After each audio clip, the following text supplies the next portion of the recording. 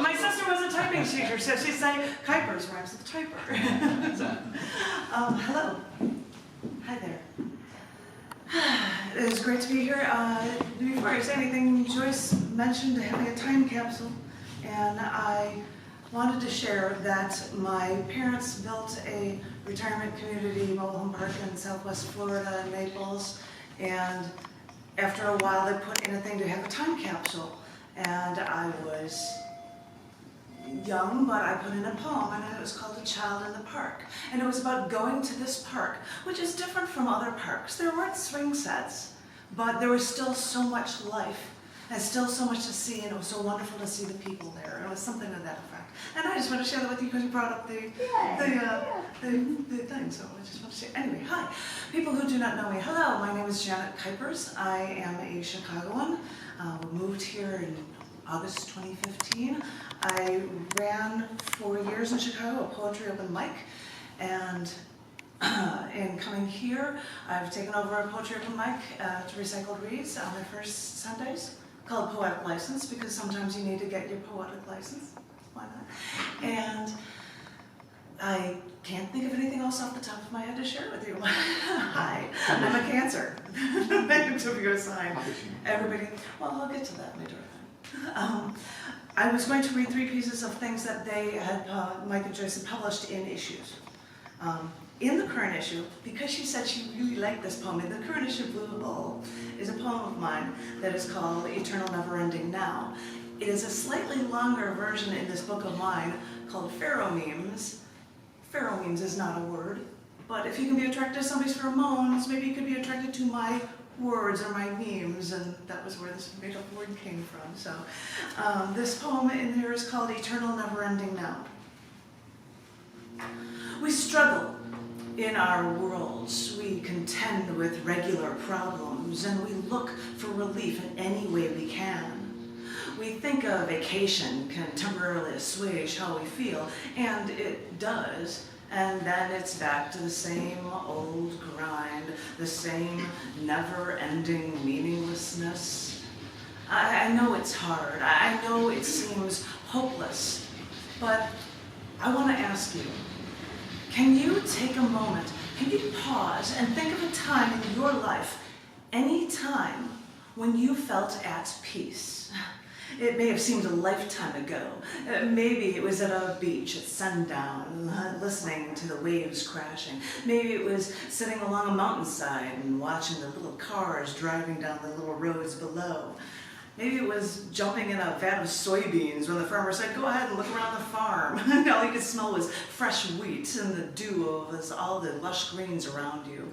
I won't even bring up references to bubble baths or baseball games. Just think of something that works for you and remember it. And what I want you to do is find that moment, and you may realize that time seemed to stand still. There was no past. There was no future. There was just an eternal, never-ending now that didn't end. During that moment, you don't even remember it ending. It was that complete.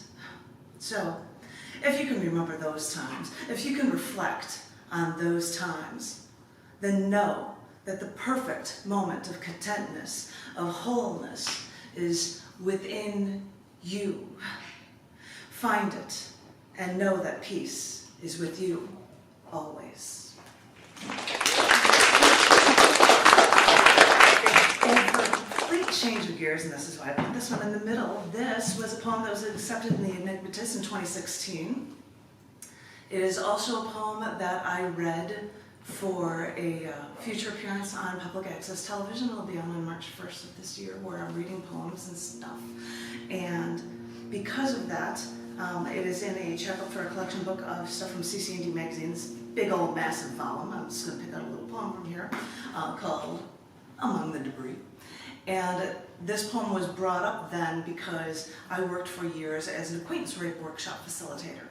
And this is about those feelings. If people don't get that, now you might. This poem is called The Burning.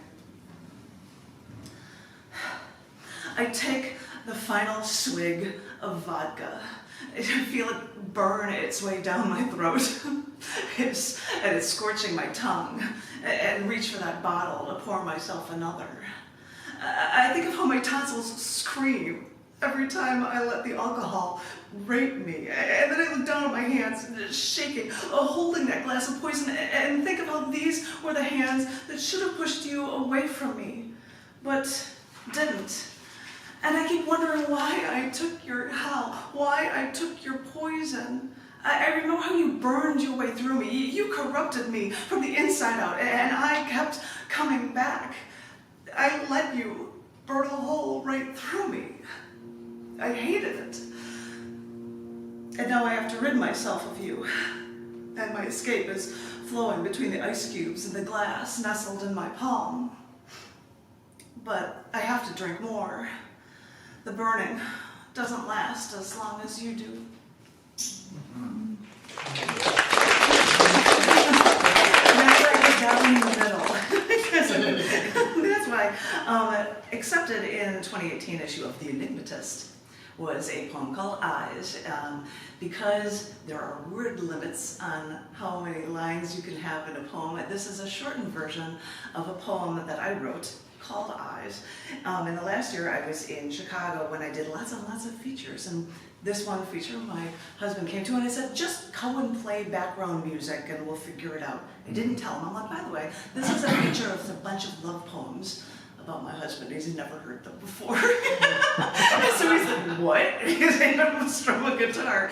And this was one of them, and this is the longer version of the poem that is in The Enigmatist, and it is in this book of the last year of shows of mine called A Year-Long Journey, because it was the last year of my stuff, so I might as well share that all out for people in Chicago before I left. And this is the 2015 poem called Eyes.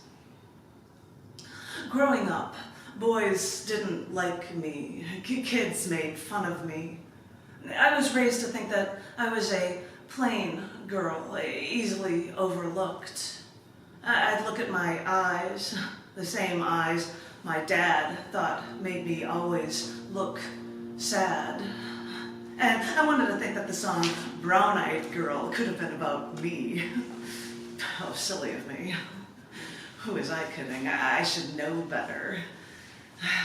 And maybe that is why I've always loved blue eyes, eyes not like mine.